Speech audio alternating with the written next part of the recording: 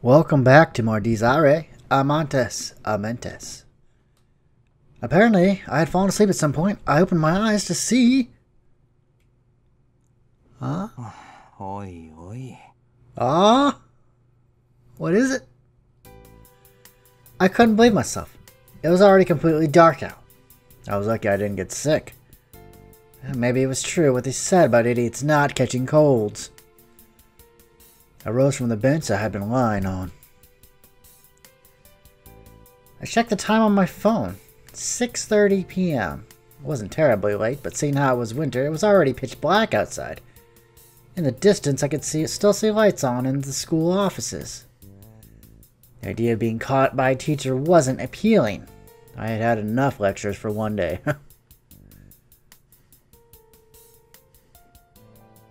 I headed back to the classroom to pick up my stuff, only to find... emptiness. You moron, go get back, held back here for all I care. Gah! A lovely note from Kumi taped to my desk. But she had no reason to be concerned. My grades were better than hers. Since this was a college prep school, they were willing to turn a blind eye to most things, as long as you did well on tests. That said, the incident with Shiru might not have fallen under most things, but... setting that aside, I tore the note off the desk, rolled it up, and launched it at the trash can. I totally sunk the free throw, by the way. I left the classroom after paying my respects to Kumi's rancorous missive. The school was more than a little creepy at night, as most schools probably are. No wonder so many people reported ghost sightings during the summer months. You know, popular trope, haunted schools and all. I wasn't a fan of ghosts myself. If I had to say why, it was because they were immune to physical attacks. Just go right through them. Try punching them, kicking them, whacking them with a bat, whatever. Wouldn't do a damn thing. Meanwhile, they were able to mess with us all they wanted. You could hardly call that playing fair, right? Surely I was the only one who found that a bit unsophisticated. How dare those ghosts? The curs. I was walking down the hall, entertaining myself with silly ponderings on ghosts. Something outside the window caught my eye. Dojo? The lights were on. Mara had said that club activities were probably suspended, which meant... how could we not take a look? The curiosity alone. Would you just go home? No, of course not. Could be Kumi. I couldn't think of any other explanation. Surely she wasn't trying to develop some new technique to take on a murderer on the loose, right? Unfortunately, I couldn't just leave her here now that I knew. What Himimaro had told me earlier was still on my mind too, I guess. Setting aside the issue of whether or not she really needed me escorting her, we took the same path home and back anyway. I found just the person I was expecting to find in the dojo, but... I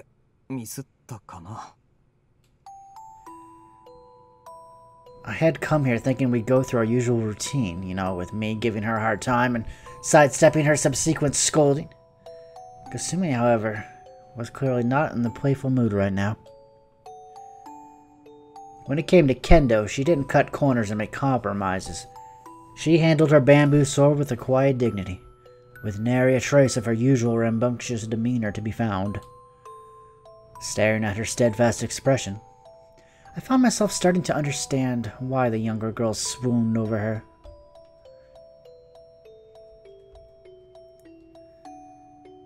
I felt like it would be wrong somehow to call out to her, so I just leaned against the shoe rack and watched her practice.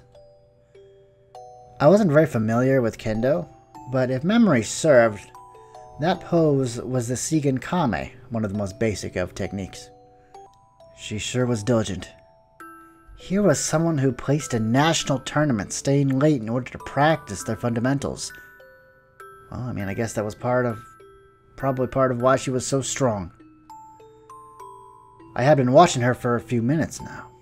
She had probably been practicing for much longer, of course, but her form hadn't wavered a bit. It called to mind the image of a Buddhist priest meditating. Was this what they called clearing one's mind? As I watched her, I suddenly wondered if she had some specific reason for going out of her way to maintain a steady presence of mind like this. I mean, that was kind of the idea of martial arts in general, but... 本当に強いやつは何もしなくたって強いんだよ。I recalled what Shiro had once said while we were watching one of Kasumi's matches. 最初から強いやつにはリハも稽古も必要ない。武道は弱いやつが強くなろうとする手段で、だから精神論が幅利かすのさ。礼に始まり、礼に終われって、そういう具合に。元が弱いから力に耐性ないんだろうな。自分を律するのが最優先で、それができなきゃ破綻する。哀れすぎるぜ。まあ仕方ないとは思うけど。つまり、霞はそっち系だ。背伸びしてるあたり可愛いけど、生まれつきじゃないから無理してる。誰かさんとは違うのさ。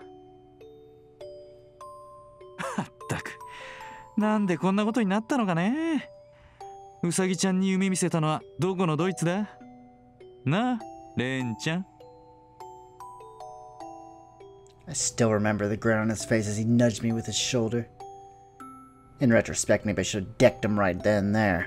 お前、責任取ってやれよ。そもそもあんなことやったから。Oh, give me a break. Where the hell did he get off trying to lecture me about this? Whose fault did he think it was, anyways? Pissed me off hearing that sort of thing coming from the mouth of a risk-obsessed psychopath like him. He needed to realize he was nothing more than a fucking dumbass who liked complicating things just for the hell of it. That was why I...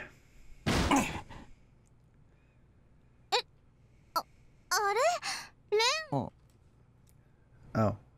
Hello. Shit, what the hell was I doing?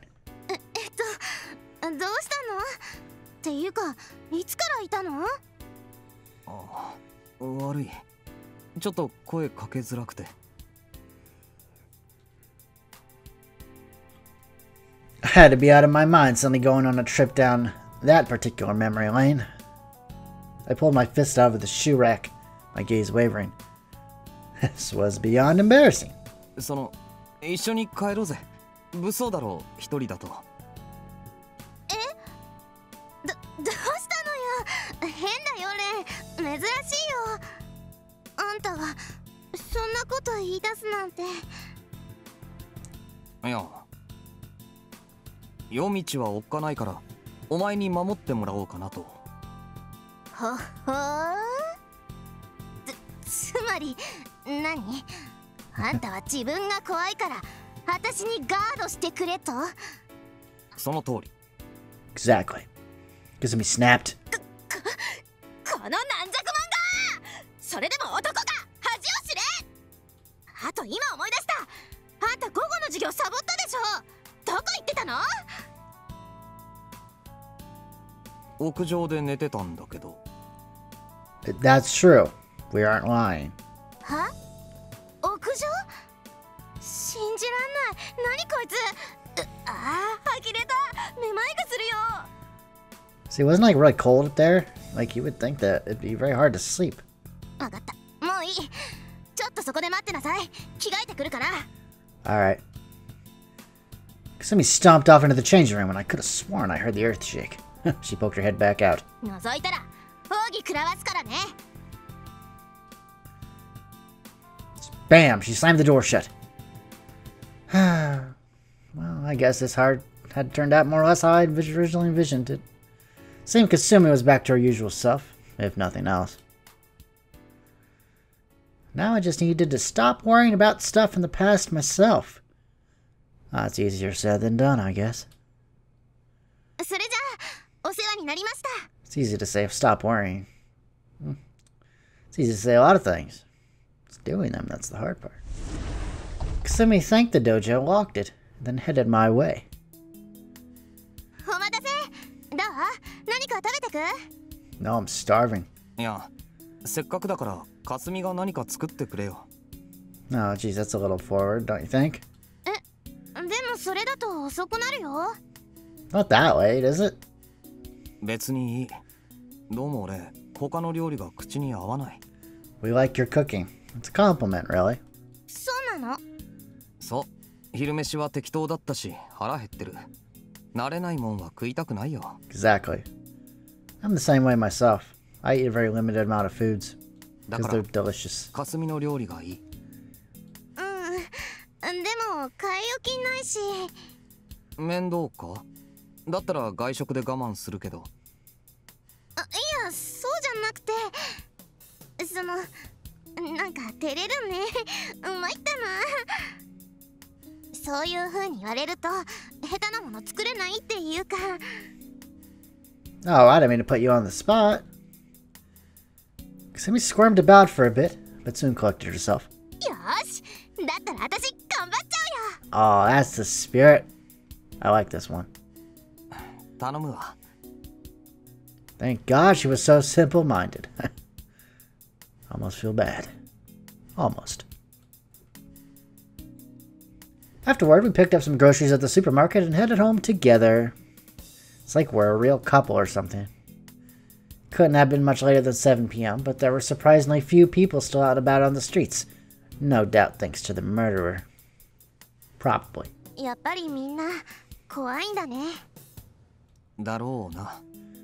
I mean, would you want to be wandering the streets alone? I know I wouldn't. You'd have to be crazy to want to go strolling about in a city where there had been a brutal murder the previous day. The smart thing to do would be to stay inside with your doors locked tight. Thinking about it this way, Kasumi and I would be pretty careless going out at a night like this, even if we were together. I mean, I'm strong, but even I don't think I could take on a guy who could just behead you. Oh, no.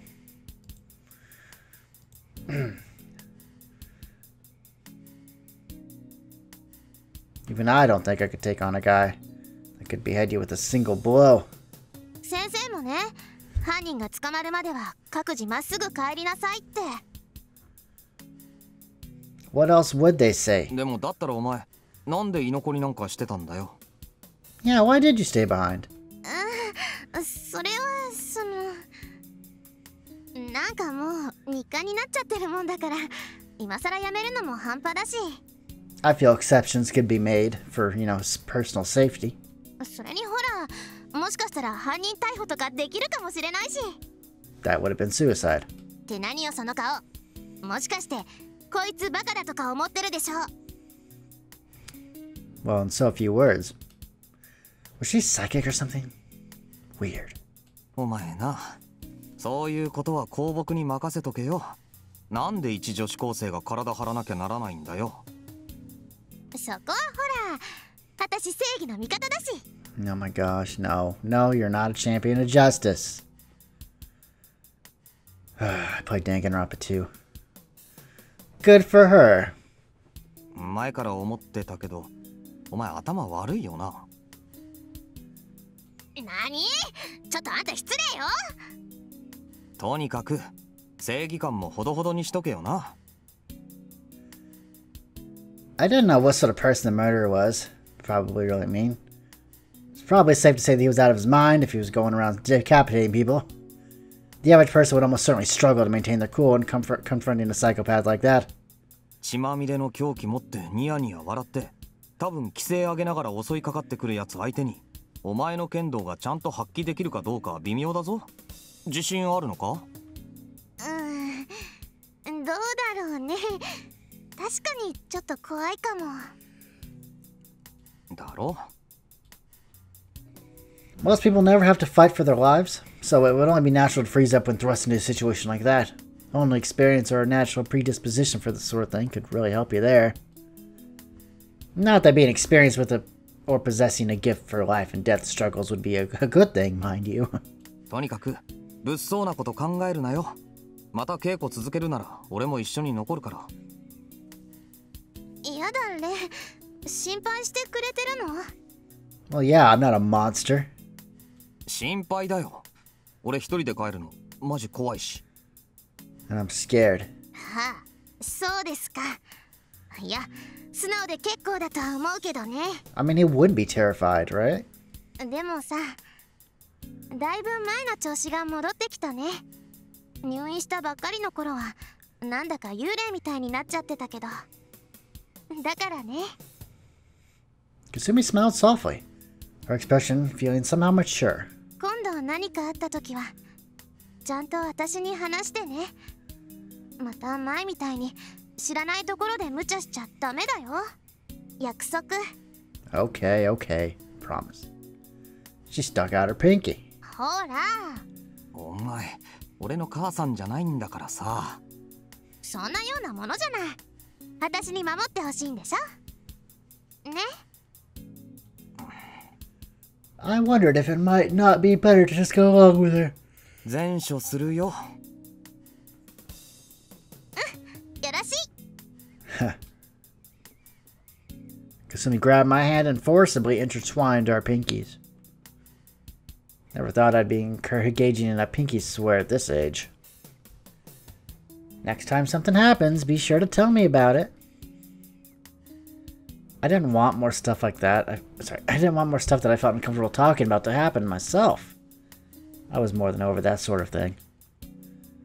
Unfortunately, I always seem to have bad luck keeping these sorts of promises. So this pinky swear instead seemed ominous to me. Like it was a portent of some misfortune to come. I couldn't shake that feeling for the rest of the night.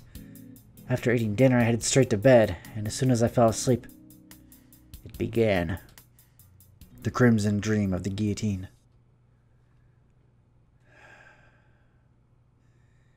Indeed, the night was red.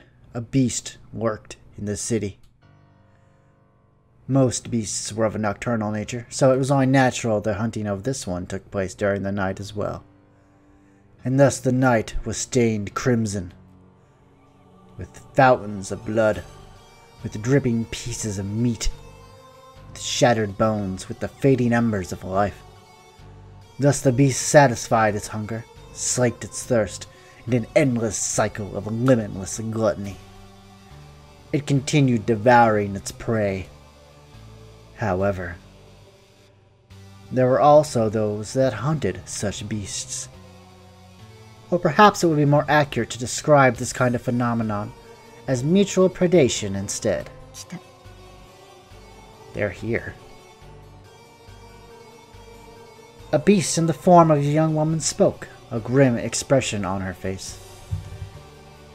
She was one of the hunters, but she was fundamentally no different from her prey. Indeed, they were one and the same. They both have become beasts through the same obscene method, and took to the hunt for the same reasons. Two beasts of the same forest. If there was a difference to be found between them, it was her youth. But in this case, youth did not equate to an experience. She had killed far more than the older beast before her. Thus, she had no intention of pursuing her prey at the current time. For now, she would simply step back and observe the situation, waiting for her prey to build experience and mature. She yearned for the day her prey's fangs would grow sharp enough that she could no longer manage them. Let it be said that she was not overestimating her own strength. This was her earnest desires. The hunt would be but a mere farce if her prey were feeble enough to follow to her alone. After all, every one of the hunters was a monster, forged in the flames of hell. Her prey needed to be strong enough to hold its ground against all of them together.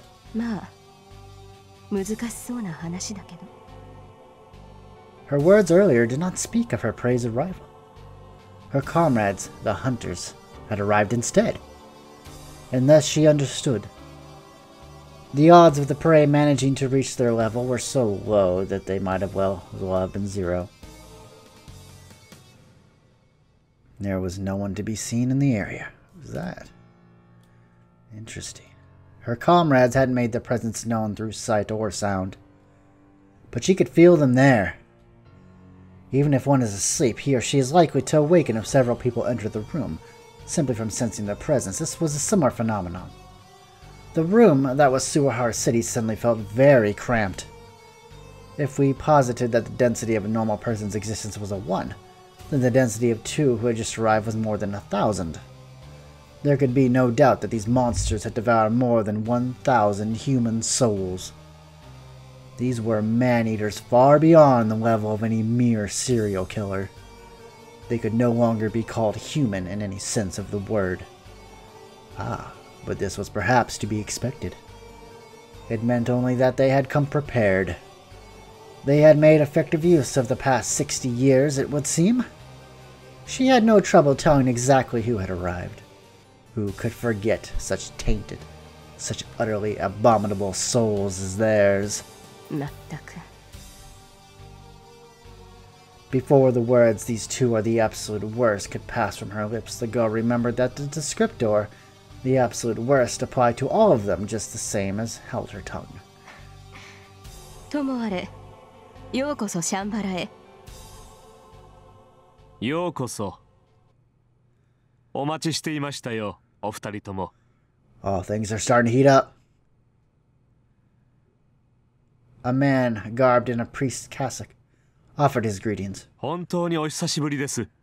ベイ中尉にマレウス准尉。月並みですが、相変わらずのようですね。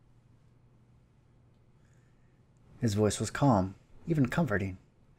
In contrast, the two beings receiving his greetings emitted a presence that could only be likened to that of a natural disaster. The sick stench of blood hung in the air. The pungent aroma of gunpowder filled the area. The entire world around them reeked with the rotten stench of murder. These were the odors of madness. These were the odors of calamity. These were the odors of demons. The beings gathered atop this bridge were, without exception, utterly removed from the constraints of normalcy. One of the two guests, a young man, sneered at the priest's words.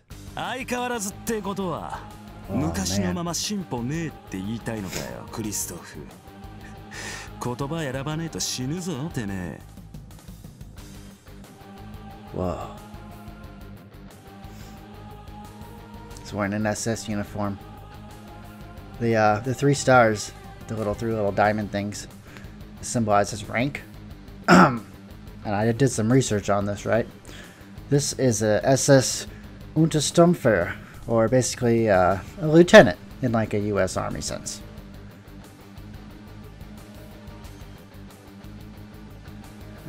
Christoph.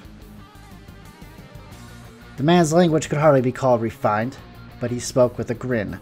The priest returned his own faint smile.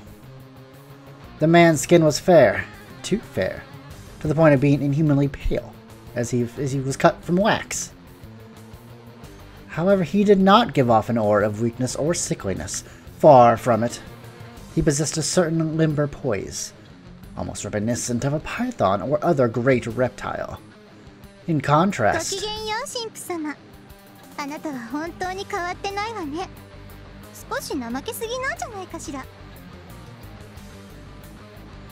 the sweet voice that resonated next belonged to a young woman every bit as charming as her voice would suggest. She looked completely unfit to this sinister place. In that sense, she could have been said to give off the strongest impression of any of the creatures gathered atop the bridge. She served as an excellent example of the old adage that every rose had its thorn. 私はしばらく陰性していたものでしてね。まあ怠けているのは今に始まったことでもなし、一応それなりの理由もありますが、説明責任を求めますか? Okay. She's got 2 diamonds, so she's not as high ranking as him. That rank is actually an SS Oberstufführer. Usually there's like lines underneath it. There's no rank for just one line underneath it, so I'm assuming there's not actually meant to be a line at all. So I'm just going by base rank. Obviously they're not wearing the Nazi insignia. So I don't know if that's a censoring issue, if they had to actually censor that to not show the Nazi insignia or what have you, but you know, it is what it is, right? いらねえよ。知った仲だ。堅苦しいのはやめようぜ。俺が知りたいのは一つだけだ。今シャンバラには誰と誰が入ってる？レオンハルト、ゾーネンキント、バビロンにトバルカイン、そしてあなたたちの計6名ですよ、米注意。なぜ？年寄りが出しゃばるなと怒られたのですよ。ああ？ The man's pale visage twisted in confusion. The girl, on the other hand, seemed to understand what the priest had meant. クリストフ、あなたさっきレオンハルトって言ったわね。それはバルキュリアの抜け番かしら？ええ、あなた方も面識はあるでしょう。あのお嬢さん、どうしてなかなか大したものになりましたよ。へえ。おー。 The two of them broke out into broad smirks. Fascinating. Most fascinating. A force to be reckoned with? Then by all means. 二人とも。The priest, perhaps, sensing the building uneasy atmosphere, continued with an authoritative tone. 分かっているとは思いますが、今黒煙卓に空きを作るわけにはいきません。11 years ago. 11年前の繰り返しです。たとえ新参でも未熟者でも黄色い劣等であろうとも、彼女の存在はいるのですよ。わかりますね？ええ、それはもう分かってるわよ、当然じゃない。相変わらず心配性ね。だからここはせっかく女同士なんだし、あの子のことは私に任せていただきません？いいじゃねえか。あんたもあんたで暇じゃねえだろ。これで残ってるのはシュピーネだけだが、あいつはいつ来る？彼はもうしばらくかかるでしょう。ん？何それ、気になるな。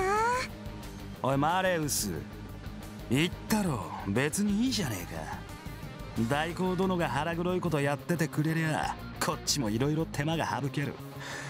俺らは掃除をしてればいいのさ。掃除っていうか狩りでしょ。メルクリウスのクソ野郎が代理をよこしているんじゃなかったかしら。順位、副首領閣下に対する不敬な物言いはあまり感心しませんね。The priest reproached the girl's choice of words, but his tone made it clear that he was doing it out of no more than a mere formality. This Mercurius was clearly rather unpopular, but at the same time it did not seem as if they were making light of him. Quite the opposite, in fact. They spoke of him with disgust, with even a hint of fear. This was a man so despised that even his comrades shunned his very existence. ともあれ、副首領閣下は命役に従い、それを使わしているはずです。あなた方はまず彼を探してください。そう難しいことではないでしょう。レオンは？あの子は協力してくれないの？というか、この件に関しては彼女に一任しています。まあ、新兵に経験を積ませるという意味で顔を立ててやってください。なるほど。了解。楽しくなりそうよ。では。The priest's tone shifted. The two new arrivals knew it was time to cease with the charades. The look in their eyes grew serious, grim. The very atmosphere around them took on a grave intensity. These were no mere thugs, no mad dogs of war lost in their own power. These were soldiers. The Obsidian Round Table would tolerate no less. The priest spoke. あらゆる悪も、あらゆる罪も、あらゆる鎖も汝を縛れず、あらゆる禁忌に意味はない。汝の神、汝の主が、汝をこの地へ導きたもう。息ある者は一人たりとも残さぬよう、生ある者は一人残らず捧げるよう。男を殺せ、女を殺せ、老婆を殺せ、赤子を殺せ、犬を殺し、牛馬を殺し、ロバを殺し、ヤギを殺せ。恐れてはならない。おののいてはならない。疑うことなどしてはならない。汝は騎士、獣の軍勢、神が許し、私が許す。獣の総我を自負する者よ。誉れ高きその名を唱えよ。ビルヘルム・エーレンブルグ。ルサルカ・マリア・シュベーゲリン。 Salka Maria Schwegelin, Wilhelm Ehrenberg. 汝が名誉は忠誠なり。 These are two not to be messed with. 我らが名誉は忠誠なり。清掃13騎士団黒煙卓第3位、バレリア・トリファー、クリストフ・ローエングリーンの名において、ここに汝らを祝福する。After a brief pause, the ceremony had drawn to a close, and the three spoke in unison. ジーク・ハイル・ビクトリア。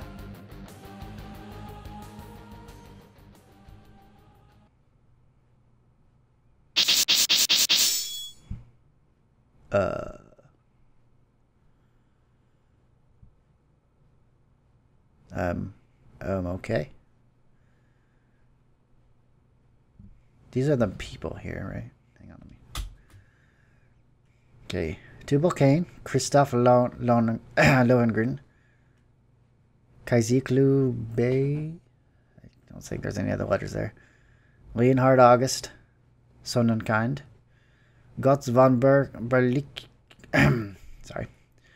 Gotts von Berlickingen, Malus, Samuel Zentar, Rote Spine, Babylon Magdalene, Rodvidner. Am I saying that right? Probably not. Mercurius. 13 people. Oh, and the first guy, Mephistopheles. I'm sorry, Mephistopheles. 13 people, of which we only know a small fraction of. So it's gonna be crazy. Hang on, let me see if I can let's see if I can translate this. I couldn't find anything that gave me any specific details about what that means. So I mean Shambhala, that's just where they're at, right? And that's 613 is the date. So I'm just assuming it's referring to the organization as a whole, saying the organization is here on this date.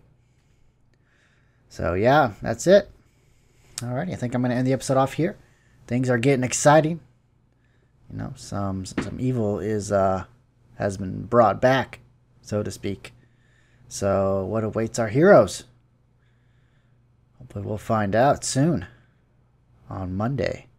Have a good weekend, everybody. Remember, if you like the video, to like the video and subscribe if you want to see more.